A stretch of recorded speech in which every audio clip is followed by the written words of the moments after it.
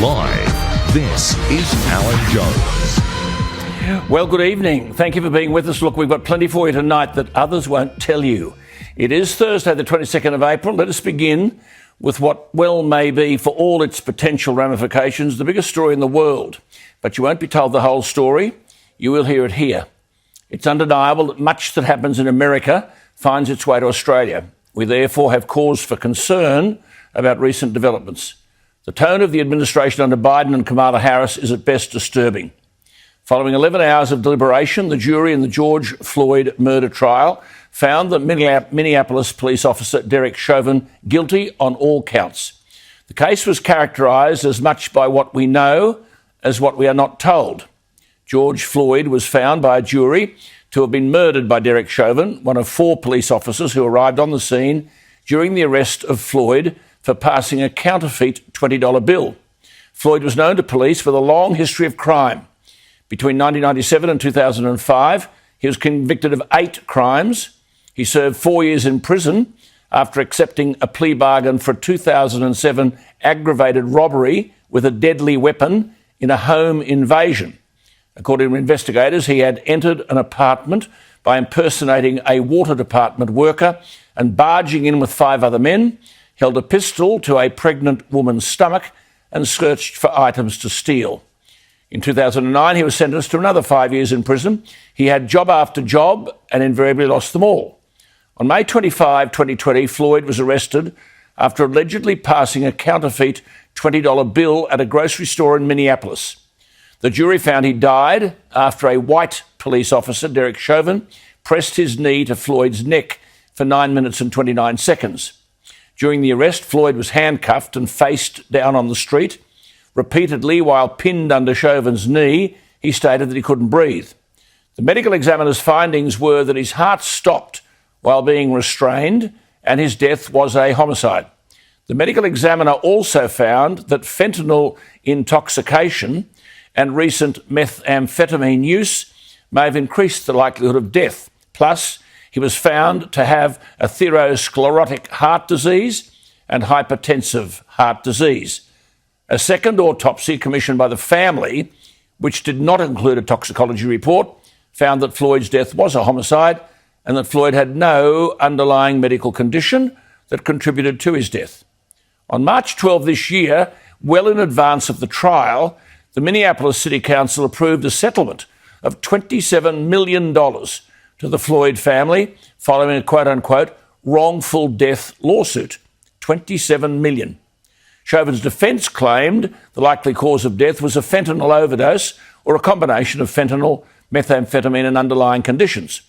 One such legal expert stated of Chauvin, quote, although he had him pinned under his knee and he's yelling, I can't breathe, there is an argument that Chauvin wasn't exerting pressure and Floyd's inability to breathe was due to the drugs in his system or something to that effect. Chauvin denied the charges of murder. On Tuesday American time, Chauvin was found guilty of all charges. Why in Minneapolis, where the trial was held, were shops boarded up, schools closed and thousands of National Guard troops defending the courthouse, fearing violent Antifa and Black Lives Matter protests? In New York, police were ordered not to take unscheduled days off until further notice as New York prepared for violence, looting and arson. Isn't it valid to ask whether, in the light of all this intimidatory behaviour, a jury could ever come to a decision based on all the evidence? Or are we living in an America where, if the left doesn't get its way, it'll resort to violence and property destruction?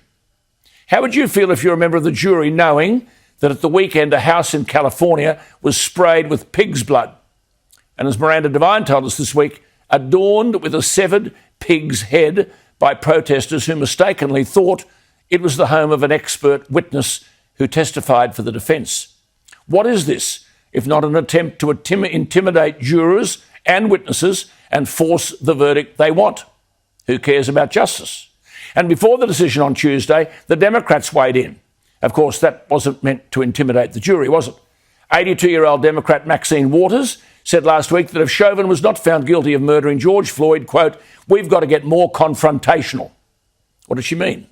In 2018, the same woman told her supporters to harass Trump administration officials. Quote, let's make sure we show up wherever we have to show up. And if you see anybody from that cabinet in a restaurant, in a department store, in a gasoline station, you get out and create a crowd. You push back on them and tell them they're not welcome anymore.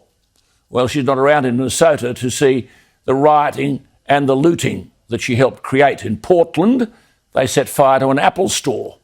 They tried to take over government buildings. If that's not a warning to the jury, what is? Then, of course, Biden himself. Before the jury reached a decision, he was praying that they came to, quote, the right verdict. The president, before the verdict is announced, saying, quote, I'm praying the verdict is the right verdict, and added in his incoherent way, which is, I think it is overwhelming in my view. And then the president rang the family of George Floyd, the man with a long police sheet who once held a gun to a pregnant woman during a robbery. No saint, but Biden is praying for the right verdict. As the Washington Examiner said, elected officials should not be weighing into an ongoing trial, especially where the wrong verdict will result in mass chaos.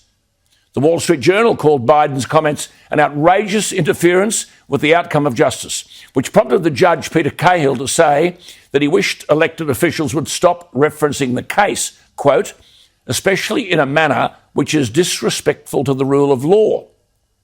And Chauvin's lawyer cited the comments by Democrat Maxine Waters and President Biden to argue the whole difficult ordeal in the light of the threats and the comments could form a basis of a mistrial. Indeed, Judge Peter Cahill, while rejecting a mistrial, told Chauvin's lawyer, and leaving out the clumsy, incoherent and utterly inappropriate interference by Biden, the judge said, quote, Congresswoman Waters may have given you something on appeal which may result in this whole trial being overturned, unquote. If the medical evidence is overwhelming that a policeman's actions resulted in death, then punishment must follow. But if those responsible for determining innocence or guilt see a world outside where buildings are being burnt down, defence witnesses are being threatened, and the intimidatory language being used at the highest level is such that there can only be one right decision, the Minneapolis City Council, ahead of the court case, awards $27 million to the Floyd family because of the wrongful death, and the President of the United States is speaking to the family, and not a word is uttered of the man's long criminal record, and the left, whether they're Antifa, Black Lives Matter or whoever, are unchallenged in their destructive and violent rampage of destroying people and property so that all institutions will bend to their demands. Isn't it valid to ask in these circumstances how elusive may real justice be? The injection into this whole sorry saga by the President of the United States is nothing but shameful. And if they sought to impeach Donald Trump for inciting riots, where do Maxine Waters and Joe Biden fit? We can't afford to import this stuff into Australia. What do you think? I think I know what you think. Email me, alan@skynews.com.au, or the text line